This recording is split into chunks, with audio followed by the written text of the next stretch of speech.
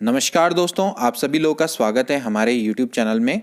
दोस्तों, अभिप्रेरणा यानी कि मोटिवेशन एक ऐसा बल जो व्यक्ति के अंदर से उत्पन्न होता है, एक ऐसी आंतरिक शक्ति जो कि शिक्षार्थी को उसके लक्ष्य की ओर निर्देशित करती है। दोस्तों, हम सभी के जीवन में अभिप्रेरणा बहुत महत्वपूर्ण है। अभिप्रेरणा से ही हम अपने लक्ष्य की ओर अग्रसित होते हैं। तो दोस्तों, आपको पता ही लग गया होगा कि अभिप्रेरणा का हमारे जीवन में कितना महत्व है। इसी तरह से दोस्तों, आने वाले एग्जाम में यह टॉपिक भी उतना ही महत्व रखता है। तो दोस्तों, आज हम इसके कुछ महत्वपूर्ण एमसीक्यू को डिस्कस करेंगे। तो चलिए वीडियो को स्टार्ट करते हैं। तो आज का पहला क्वेश्चन है दोस्तों, को एक अभिप्रेरित शिक्षण का संकेत माना जाता है। आपको रिक्त स्थान की पूर्ति करनी है।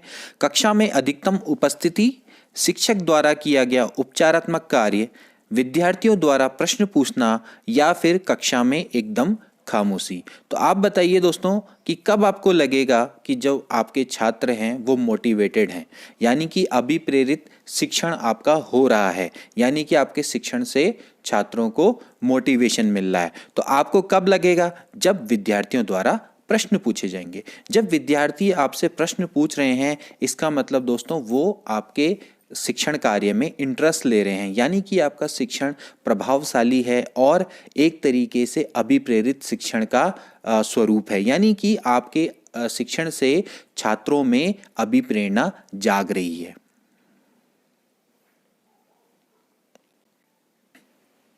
इसके बाद अगला क्वेश्चन दोस्तों कि पुरस्कार एवं दंड है। देखिए, पुरस्कार एवं दंड किस प्रकार के प्रेरक हैं?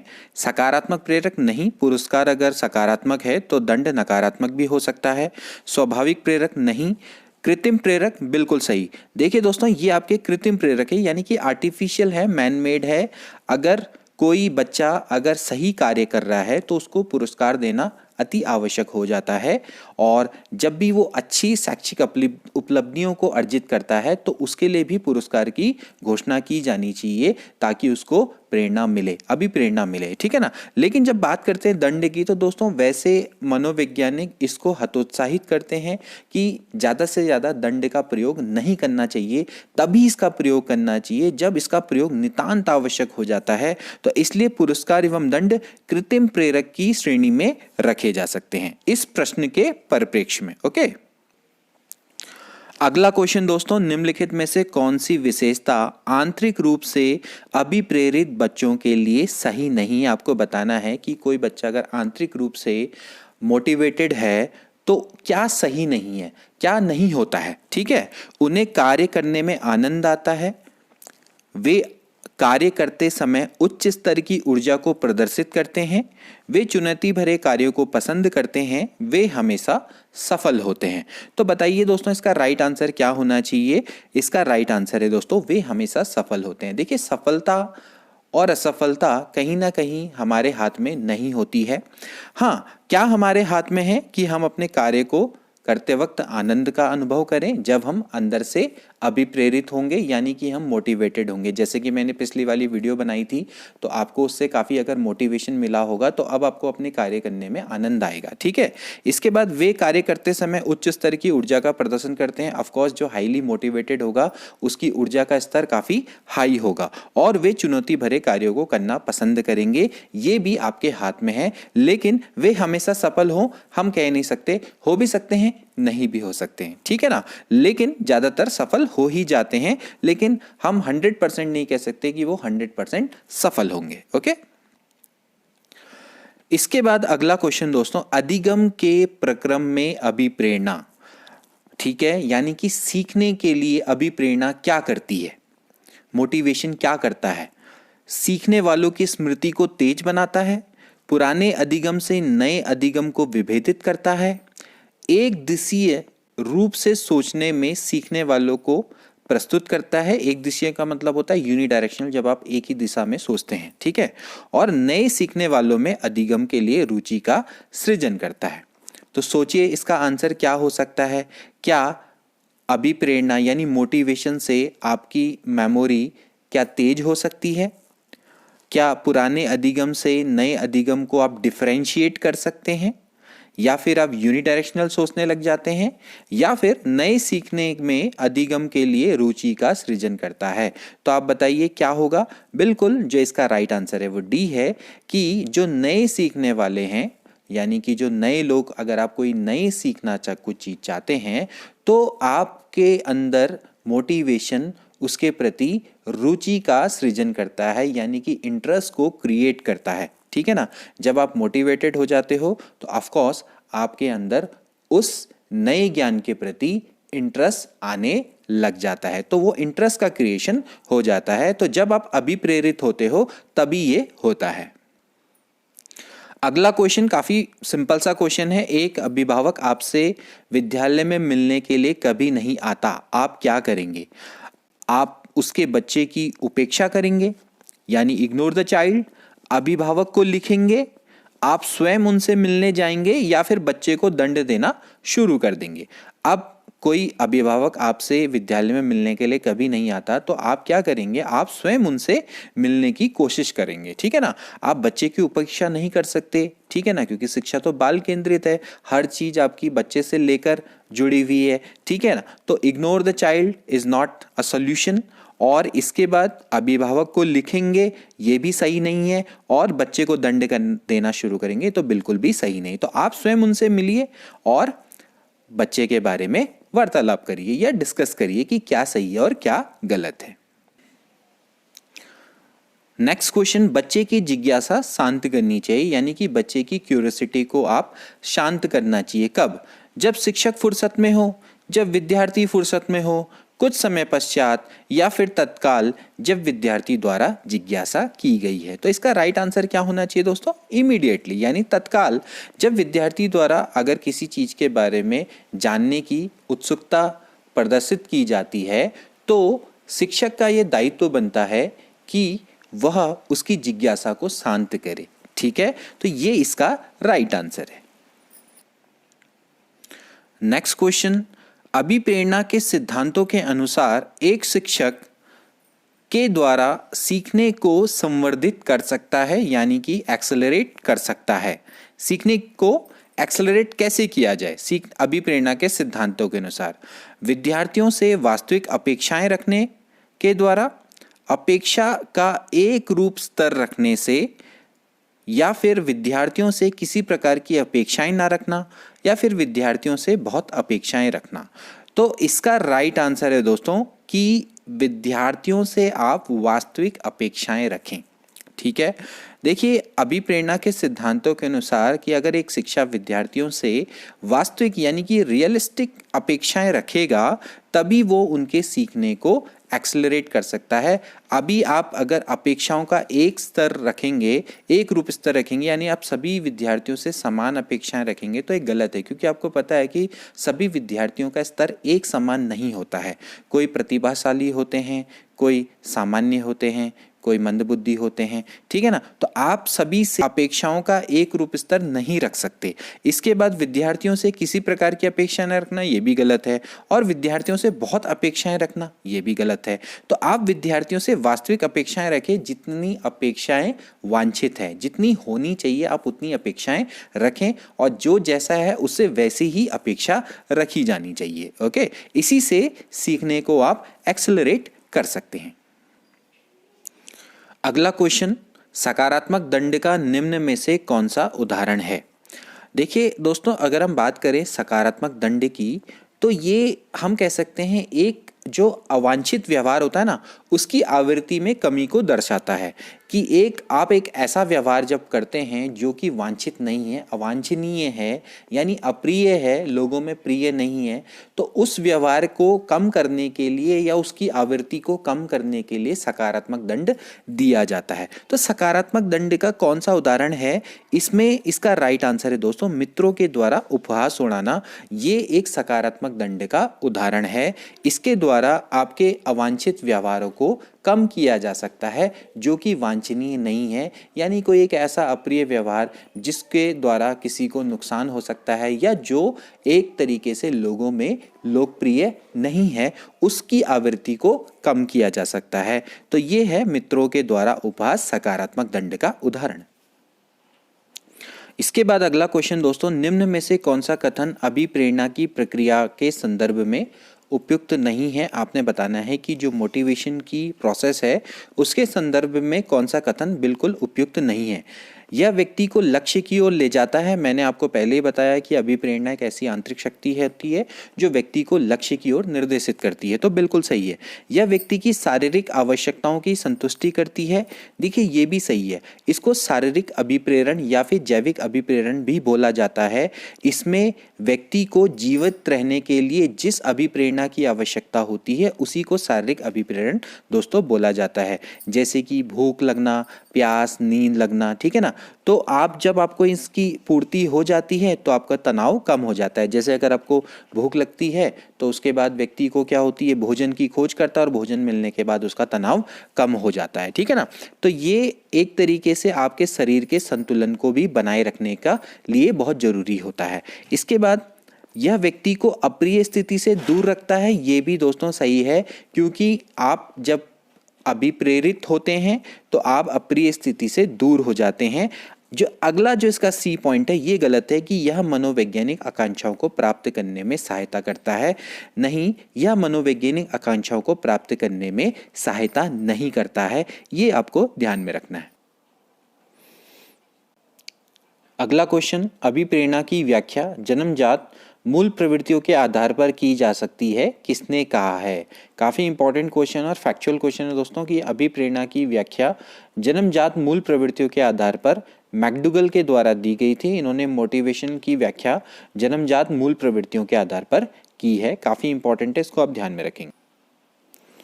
अगला क्वेश्चन, निम्न में से कौन सा जन्मजात प्रेरक नहीं है?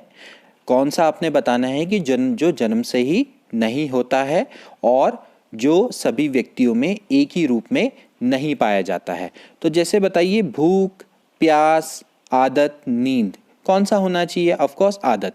देखिए भूख, प्यास, नींद ये दोस्तों क्या हैं? शारीरिक और जैविक अभिप्रेरक हैं जो कि जन्मजात पाए जाते हैं और व्यक्ति को जीवित रहने के लिए आवश्यक होते हैं और जन्म से ही बालक में मौजूद रहते हैं। ये यूनिवर्सल होते हैं जो कि सभी व्यक्तियों में एक ही रूप में पाए जाते हैं, लेकिन आदत सबकी अलग अलग होती है।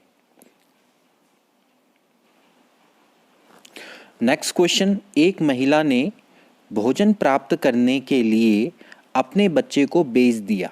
इस खबर को आधार पर अच्छी तरह समझा जा सकता है।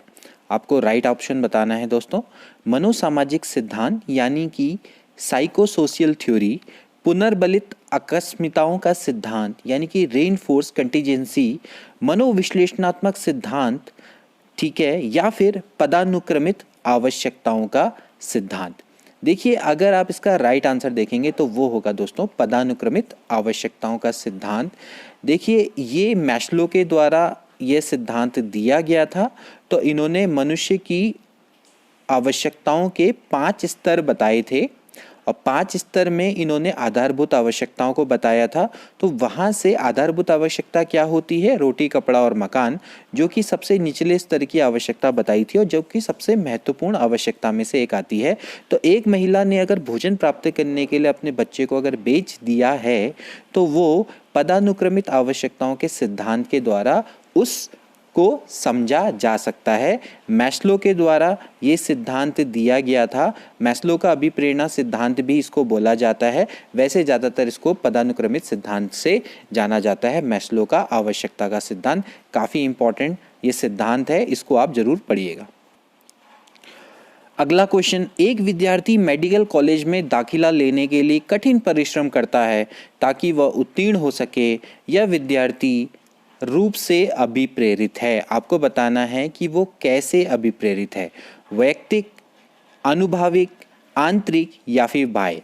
तो देखिए दोस्तों इसका राइट आंसर है आंतरिक रूप, यानी कि वो इंट्रिंसिक रूप से मोटिवेटेड है, यानी आंतरिक रूप से वो मोटिवेटेड है। देखिए आंतरिक अभिप्रेरणा का मतलब ही स्वतः अभिरुचि होता है, यानी कि आपका स्पॉन्टेनियस इंटरेस्ट को ही आंतरिक अभिप्रेरणा बोला जाता है। कोई भी शिक्षार्थी है किसी पाठ को इसीलिए सीखता है क्योंकि उसमें उसकी अभिरुचि होती है और उस पाठ को सीखने से उसको खुशी मिलती है। तो ऐसा हम इसलिए बोलते हैं कि भाई एक शिक्षार्थी अगर उसको उस पाठ को सीखने में खुशी मिलती है तो हम बोलते हैं कि वो आंतरिक रूप से अभिप्रेरित है। ओके, तो आंतरिक रूप से अभिप्रेरित का ये एग्जाम्पल है, जबकि बाह्य अभिप्रेरणा एक आपकी एक अलग अभिप्रेरणा है। वो एक ऐसी, हम कह सकते हैं कि एक ऐसा प्रोत्साहन होता है जो शिक्षार्थी को बाह्य वातावरण में दिया जाता है और वो उसके व्यवहार को निश्चित दिशा में मोड़ देता है। तो यहाँ पर एक ध्यान रखने वाली बात है कि आंतरिक अभिप्रेरणा और बाह्य अभिप्रेरणा। बाह्य अभिप्रेरणा में जैसे आपको कोई पुरस्कार दे देता है तो आपको हो सकता है कि आपका व्यवहार एक निश्चित दिशा की ओर मुड़ जाए। जैसे कि अगर आप कोई टीचर अगर आपको कोई पाठ सीखने के लिए पुरस्कार दे देता है, माना 20 रुपए देता है, 30 रुपए देता है और काफ़ी प्रशंसा कर देता है, तो वो आपका एक्सटर्नल मोटिवेशन का उदाहरण होगा। जबकि आप किसी चीज़ के लिए तैयारी कर रहे हैं, वो आपके लिए इंटरनल मोटिवेशन का एग्जाम्पल है। ठीक है ना। तो यहाँ पर आप मेडिकल कॉलेज में दाखिला लेने के लिए अगर आप कठिन परिश्रम कर रहे हैं तो ये इंटरनल मोटिवेशन का उदाहरण है दोस्तों। अगला प्रश्न, हम सभी में आवश्यकता अनुसार अभिप्रेरणा की शुरुआत होती है। छात्र की वह आवश्यकता जिसे उसको सर्वप्रथम पूरा करना चाहिए संबंधित है। देखिए फिर से वही क्वेश्चन आ गया, जैसा कि मैंने आपको बताया था मैस्लो का पदानुक्रमित सिद्धांत या फिर इसको मैस्लो का अभिप्रेरणा का सिद्धांत भी बोलते हैं कि हमारी आवश्यकताओं के अनुसार ही हमारे अंदर अभिप्रेरणा की शुरुआत होती है। तो हमारी जो सबसे पहली अभिप्रेरणा होती है वो दोस्तों शारीरिक आवश्यकता होती है, यानी कि आधारभूत आवश्यकता होती है। उसका सबसे पहले पूरा करना जरूरी है, यानी कि जिसको रोटी कपड़ा मकान मिलेगा वो सबसे पहले हमारे लिए इम्पॉर्टेंट हो जाता है। पहले हम अपनी शारीरिक आवश्यकताओं को पूरा करते हैं, ठीक है। इसके बाद फिर हमारे लिए सुरक्षा की आवश्यकता आती है, फिर हम समाज में जाते हैं, सामाजिक आवश्यकता, फिर हमें सम्मान चाहिए और लास्ट में हमें एक तरीके का यथार्थीकरण भी चाहिए। ठीक है ना। तो ये इसके 5 मैस्लो ने अपने जो 5 पदानुक्रम आवश्यकता के अनुसार स्तर बताए थे, आकांक्षा के स्तर बताए थे, ये काफ़ी इंपॉर्टेंट है। आवश्यकता के स्तर भी इनको बोल सकते हैं। तो इसमें जो सबसे मूलभूत हम कह सकते हैं आवश्यकता होती है वो विद्यार्थी की शारीरिक आवश्यकता होती है। सम्मान, सामाजिक, आत्म अनुभूतिकरण, जो कि मैंने बोला 5वां स्टेप है, ये सबसे लास्ट में आता है। ठीक है। अगला प्रश्न, आंतरिक रूप से अभिप्रेरित विद्यार्थी का बाह्य रूप से अभिप्रेरित विद्यार्थी की तुलना में अभिप्रेरणा स्तर कम होता है। अभिप्रेरित विद्यार्थी के लिए औपचारिक शिक्षा की आवश्यकता नहीं होती है, यानी कि फॉर्मल एजुकेशन की आवश्यकता नहीं होती है। अभिप्रेरित विद्यार्थी के लिए पुरस्कार की बिल्कुल भी आवश्यकता नहीं है और अभिप्रेरित विद्यार्थी के लिए बाह्य पुरस्कार उसकी अभिप्रेरणा को बनाए रखने के लिए पर्याप्त नहीं है। तो इसका राइट आंसर क्या होना चाहिए दोस्तों? अगर आप देखें, क्या अभिप्रेरणा जो आपका इंटरनल रूप से मोटिवेटेड है, क्या उसका अभिप्रेरणा का स्तर बाह्य रूप से अभिप्रेरित छात्र की तुलना में कम होगा? आप कह सकते हैं ऐसा? बिल्कुल नहीं कह सकते। इसके लिए फॉर्मल एजुकेशन की आवश्यकता नहीं है, नहीं, इसके लिए फॉर्मल एजुकेशन की आवश्यकता होती है और इसके अलावा उसके लिए पुरस्कार की बिल्कुल भी आवश्यकता नहीं है। व्हाई नॉट, आप उसको पुरस्कार भी दे सकते हैं, लेकिन उसको पुरस्कार उसकी अभिप्रेरणा को बनाए रखने के लिए पर्याप्त नहीं है। ये बिल्कुल राइट स्टेटमेंट है। ठीक है, आप कह सकते हैं कि जो इंटरनली रूप से मोटिवेटेड छात्र है वो कहीं से भी, जो बाह्य रूप से मोटिवेटेड छात्र है उससे कहीं पर भी उसकी अभिप्रेरणा का स्तर कम नहीं हो सकता और उसको औपचारिक शिक्षा की आवश्यकता की ज़रूरत होती है।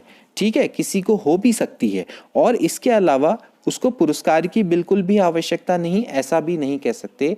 पुरस्कार मिलने से उसका डेफिनेटली मोटिवेशन बढ़ेगा, लेकिन उसको पुरस्कार अगर मिल जाए तो वो उसकी अभिप्रेरणा को बनाए रखने के लिए पर्याप्त नहीं है। ये इसका बिल्कुल सही आंसर है। इसके बाद अगला उपलब्धि अभिप्रेरणा है। उपलब्धि अभिप्रेरणा से आप क्या समझते हैं, यानी कि अचीवमेंट मोटिवेशन।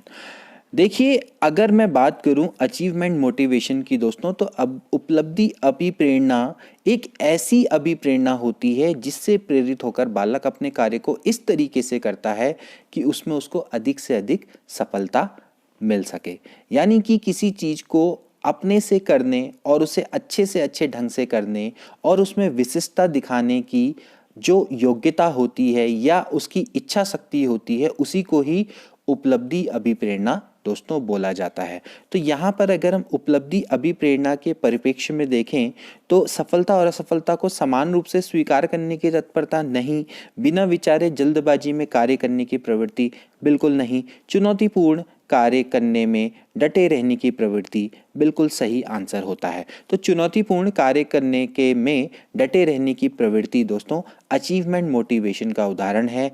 यानी कि एक ऐसा अभिप्रेरण जिससे बालक प्रेरित होकर अपने कार्य को इस तरीके से करता है कि उसे अधिक से अधिक सफलता प्राप्त हो सके, वो अपने कार्य में डटे रहने की प्रवृत्ति को जागृत करता है। तो काफ़ी इम्पॉर्टेंट है ये उपलब्धि अभिप्रेरणा। हम वैसे शिक्षा के दृष्टिकोण से अर्जित अभिप्रेरण को कई पार्ट्स में डिवाइड कर सकते हैं। उनमें से एक पार्ट उपलब्धि अभिप्रेरण कहलाता है। मैंने अभिप्रेरणा की वीडियो बनाई है, आपको सारा मैटर ये वहाँ मिल जाएगा। इसके बाद अगला क्वेश्चन, निम्नलिखित व्यक्तियों में से कौन अपने बच्चों को आंतरिक प्रेरणा दे रहे हैं? फादर रॉबर्ट अपने कक्षा के उन बच्चों को चॉकलेट देते हैं जो अच्छा व्यवहार करते हैं। अगर आप चॉकलेट दे रहे हैं, पुरस्कार दे रहे हैं, तो ये एक्सटर्नल मोटिवेशन में आ जाता है। अगली कक्षा में पदोन्नति पाने पर नंद कुमार अपने पुत्र को कहानी की पुस्तकें देते हैं, ये भी एक्सटर्नल मोटिवेशन का उदाहरण है। अपने पुत्र के जन्मदिन पर गिरिजेश कुमार दावत देते हैं, ये भी एक्सटर्नल मोटिवेशन का उदाहरण है। विज्ञान विषय में सर्वोच्च अंक पाने पर राजेश अपने पुत्र की प्रशंसा करते हैं। दोस्तों ये है आपका इंटरनल मोटिवेशन का उदाहरण, ठीक है ना। आप आंतरिक अभिप्रेरणा राजेश अपने पुत्र को दे रहे हैं, तो इसका राइट आंसर डी होना चाहिए। बाकी सभी एक्सटर्नल मोटिवेशन के उदाहरण हैं। अगला क्वेश्चन, बालकों के सीखने में प्रेरणा को किस रूप से उपयोगी माना जाता है? यानी बच्चों की लर्निंग प्रोसेस में मोटिवेशन को किस रूप में उपयोगी माना गया है? आप बालक की व्यक्तित्वता का आदर करते हैं, यानी कि उसकी इंडिविजुअलिटी का आदर करते हैं, सम्मान करते हैं, यानी कि उसके इंडिविजुअल डिफरेंसेस को समझते हैं। पुरस्कार एवं दंड के द्वारा, प्रशंसा एवं भर्त्सना द्वारा, या फिर उपरोक्त सभी? तो इसका राइट आंसर है दोस्तों उपरोक्त सभी। बालक की आप इंडिविजुअलिटी का भी आप आदर करें, पुरस्कार एवं दंड ये भी सीखने के लिए हम कह सकते हैं उपयोगी है। प्रशंसा एवं हम कह सकते हैं भर्त्सना, ये भी बहुत इंपॉर्टेंट है। सही टाइम पे आप प्रेज भी करें, सही टाइम पे आप उसकी आलोचना भी करें, तो वो काफ़ी इंपॉर्टेंट हो जाता है। और हम कह सकते हैं कि सभी इसके राइट ऑप्शन है, तो डी इसका राइट आंसर होना चाहिए। इसके बाद अगला क्वेश्चन, कक्षा में विद्यार्थियों को अधिगम के लिए प्रेरित करने हेतु किस युक्ति का अनुप्रयोग आप नहीं करते हैं? किस युक्ति का प्रयोग आप विद्यार्थियों को मोटिवेट करने के लिए नहीं करते हैं? छात्रों में स्वस्थ प्रतिस्पर्धा स्थापित करना, यानी कि उनके बीच में एक हेल्दी कंपटीशन को आप स्थापित करेंगे तो छात्र मोटिवेट होंगे। उन्हें आत्मगौरव की अनुभूति करवाना, बिल्कुल अगर उनको अपने आप में गौरव होगा तो उनको अगर आप अनुभूति कराएंगे तो उससे क्या होगा, उनमें अभिप्रेरणा का उदय होगा। और उनकी अत्यधिक प्रशंसा करना ये सही नहीं है। आप उसकी अत्यधिक प्रशंसा करके उनके अंदर मोटिवेशन नहीं भर सकते। और गतिविधि आधारित शिक्षण अधिगम विधियों का अनुप्रयोग करना ये भी काफ़ी इंपॉर्टेंट है। गतिविधि आधारित अगर आप शिक्षण विधि अधिगम विधियों का प्रयोग करेंगे तो उससे भी आप उनको अधिगम के लिए प्रेरित कर सकते हैं। अत्यधिक प्रशंसा करना इसमें नहीं आता है, ठीक है। तो इसका राइट आंसर सी होगा दोस्तों। तो दोस्तों वैसे मैंने यहाँ पर आंसर गलती से इसका डी किया हुआ है, इसको आप सही कर लीजिएगा। इसका आंसर आपका सी होगा, इसको आप करेक्ट कर लीजिएगा, ठीक है ना। यहाँ पर आप पीडीएफ में इसको डी दिया हुआ है, लेकिन आप इसको सी कर लेंगे, ठीक है। आप इस चीज़ का ध्यान में रखना। मैस्लो के अभिप्रेरणा सिद्धांत को कहा जाता है। मैस्लो के अभिप्रेरणा सिद्धांत को मैंने अभी भी बताया था आपको, आवश्यकता का सिद्धांत भी इसको बोला जाता है। शारीरिक सिद्धांत, दृढ़ इच्छा का सिद्धांत, अंतर्नोद का सिद्धांत, ये नहीं है इसका आंसर। आवश्यकता का सिद्धांत ही इसको कहा जाता है। इसके बाद एक आंतरिक बल जो प्रोत्साहित करता है और व्यवहार परक प्रतिक्रिया के लिए बाध्य करता है एवं उस प्रतिक्रिया को विशिष्ट दिशा उपलब्ध कराता है, क्या कहलाता है दोस्तों? अभिप्रेरणा। अभिप्रेरणा एक ऐसा आंतरिक बल है जो आपको आपके लक्ष्यों की ओर निर्देशित करता है, एक व्यवहार परक प्रतिक्रिया के लिए बाध्य करता है, ठीक है ना, और उस प्रतिक्रिया को विशिष्ट दिशा उपलब्ध कराता है। इसके बाद अगला क्वेश्चन, निम्न में से कौन सी शब्दावली प्रायः अभिप्रेरणा के साथ अंतः बदलाव के संग इस्तेमाल की जाती है? निम्न में से कौन सी शब्दावली प्रायः अभिप्रेरणा के संग हम कह सकते हैं इंटर एक्सचेंज करके इस्तेमाल की जाती है? तो दोस्तों इसका राइट आंसर है आवश्यकता। जैसा कि मैंने आपको बताया, जहाँ पर आवश्यकता होती है वहीं पर ही अभिप्रेरणा पैदा होती है। मैस्लो का सिद्धांत भी यही कहता है कि आवश्यकता के अनुसार ही अभिप्रेरणा होती है। तो इंटर एक्सचेंज की हम बात करें तो अभिप्रेरणा को आवश्यकता के संग ही हम जोड़ सकते हैं। इसके बाद अगला क्वेश्चन, प्रेरणाएं अनुभूतियों के संतुष्टिकरण की अवस्थाओं तक पहुंचने और वैयक्तिक लक्ष्यों को प्राप्त करने की आवश्यकता को संबोधित करती है? कौन सी ऐसी प्रेरणाएं हैं जो आपके अनुभूतियों के संतुष्टिकरण की अवस्थाओं तक पहुंचने और व्यक्तिगत लक्ष्यों को प्राप्त करने की आवश्यकता को संबोधित करती है?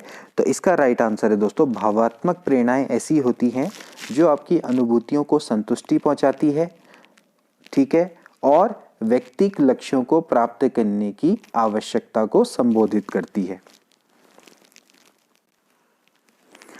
अगला क्वेश्चन, सीखने के लिए आकलन, यानी कि जब हम सीखने के लिए असेसमेंट करते हैं तो वो अभिप्रेरणा को बढ़ावा देता है, अलग करने और रैंक देने के प्रयोजन के लिए किया जाता है, ग्रेड्स को पूरी तरह से महत्व देने पर बल देता है, या फिर विशिष्ट होता है और अपने आप में की गई आकलन गतिविधि है? तो इसका राइट आंसर क्या होना चाहिए दोस्तों? जब आप सीखने के लिए असेसमेंट करते हैं तो आप अभिप्रेरणा को बढ़ावा देते हैं, यानी कि मोटिवेशन को बढ़ावा देने के लिए सीखने के लिए असेसमेंट किया जाता है। अलग करने और रैंक देने के प्रयोजन से नहीं किया जाता, ग्रेड्स को महत्व देने पर वो बल नहीं देता, और विशिष्ट होता है, स्पेसिफिक होता है और अपने आप में की गई आकलन गतिविधि है। तो ये इसका प्रश्न के परिप्रेक्ष्य में राइट आंसर नहीं है। इसके बाद अगला क्वेश्चन दोस्तों, अभिप्रेरणा के स्रोत कौन कौन से हैं, यानी कि अभिप्रेरणा का स्रोत कौन है? आवश्यकता, चालक, प्रेरक या इच्छा? जैसा कि मैंने अभी आपको बताया था कि अभिप्रेरणा का स्रोत कौन हो सकता है? आवश्यकता। देखिए, आवश्यकता ही अभिप्रेरणा का स्रोत है। जैसा कि अभी हमने आपको पहले भी बताया था कि मैस्लो ने किस तरीके से पदानुक्रमित आवश्यकता का सिद्धांत दिया और उस आवश्यकता को ही अभिप्रेरणा से जोड़ दिया। तो अभिप्रेरणा के स्रोत एक्चुअली आवश्यकता है, आपकी नीड ही आपको अभिप्रेरित करती है, अभिप्रेरणा आपको प्रदान करती है। तो दोस्तों ये थे कुछ इंपॉर्टेंट MCQ। आई होप कि आपको बहुत अच्छे लगे होंगे और आपको आने वाले एग्जाम में ये जरूर हेल्प करेंगे। तो मिलते हैं अगली वीडियो में। Till then take care and good bye.